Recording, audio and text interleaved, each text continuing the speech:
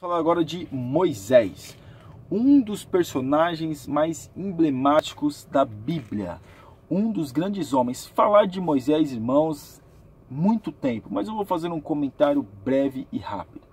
Por que o seu nome Moisés? Quando a egípcia pegou ele das águas, deu esse nome porque tirado das águas. Nós vemos, irmãos, que Moisés foi criado, foi amamentado pela sua própria mãe, Joquebede. Só que quando ele ficou desmamado, ele teve que voltar para o palácio egípcio. Foi ali criado pela sua mãe, pela egípcia, a qual o tinha adotado. Por quê? Porque quando lá atrás ele foi colocado num barquinho, Faraó estava matando todos os hebreus, todos os meninos estavam sendo mortos por Faraó, falando assim: olha, as hebreias têm filho muito rápido, e as parteiras do Egito deixaram nascer Moisés, já que elas poderiam ter matado, mas elas deixaram nascer porque Deus também, claro, estava no controle. Mas ali tinha uma matança de crianças naquela época, porque Faraó estava se sentindo ameaçado acerca da quantidade de pessoas que estavam conseguindo, quantidade de pessoas que estava crescendo nos hebreus. Então nós vemos aqui que Moisés, ele foi criado com a sua mãe ali no começo, mas depois teve que ir, e ele foi instruído em toda a ciência do Egito. Irmãos, o Egito, naquela época, era uma grande potência. Muitas coisas que faziam no Egito, até hoje os homens não conseguem entender como elas foram feitas. Não apenas construções, não. Algumas curas, algumas coisas que aconteceram lá, eles até hoje não conseguem compreender. Então nós vemos que Moisés, ele foi um homem que aprendeu na ciência do Egito, só que chegou uma hora que ele caiu em si, ou ele conheceu acerca do Deus de Israel, Deus dos hebreus, e quis saber, quem talvez tenha curiosidade, e aí ele se converteu a Deus e começou a querer proteger os hebreus, que eram seus irmãos. E nós vemos ali que ele mata um egípcio. Quando ele vê um hebreu ali, o egípcio maltratando um hebreu, ele mata o egípcio. Ele tem que fugir para onde? Para Midian. E lá ele casa com sua esposa, né? Nós vemos ali que ele fugiu para Midian e lá ele acabou casando. Ficou 40 anos lá cuidando de ovelhas. Teve encontro com o Senhor na sarça ardente, e nós vemos ali que começou ali o seu desenvolvimento. Só que ele volta para o Egito, e alguns defendem que aquele faraó ao qual tinha perseguido ele, queria matar ele pelo fato de ele ter matado o egípcio, já tinha morrido. Então ali ele voltou e requereu de Faraó para que pudesse libertar o povo. Faraó, claro, não quis, porque é uma mão de obra barata e escrava, não quis libertar. Deus usa Moisés para fazer sinais, juntamente com o seu irmão, que era o seu intérprete ou o seu ajudador.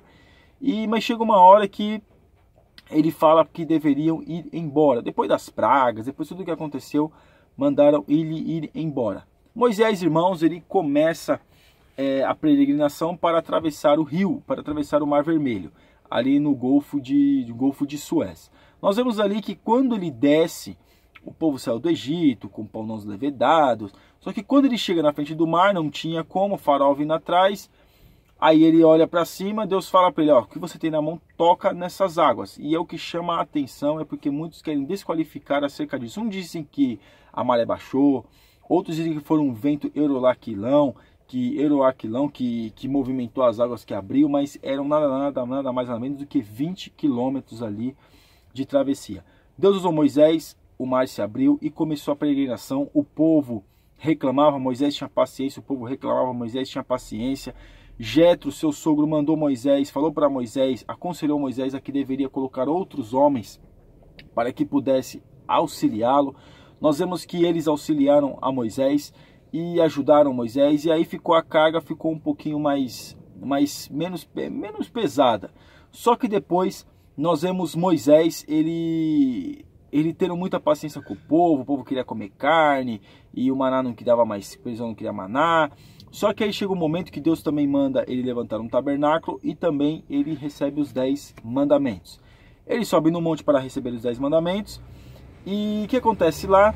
Quando ele desce, o povo está se cultuando ao bezerro de ouro. Ele fica muito nervoso, quebra as tábuas, depois tem que subir de novo. Ele ficou no deserto a primeira vez 40 dias e 40 noites sem comer e sem beber.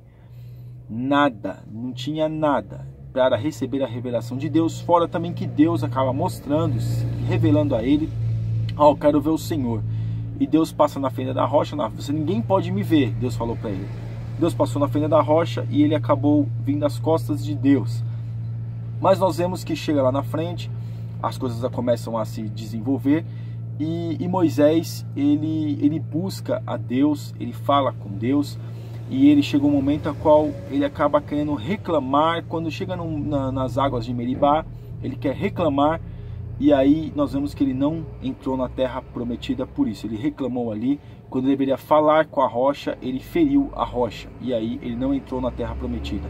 Até hoje ele é muito respeitado, e nós vemos que Moisés é uma das grandes figuras do povo de Israel, um grande profeta do povo de Israel no Antigo Testamento e até mesmo em toda a história de Israel. Então, meus irmãos, esse foi um breve comentário acerca de Moisés. Amém, irmãos? Que Deus abençoe.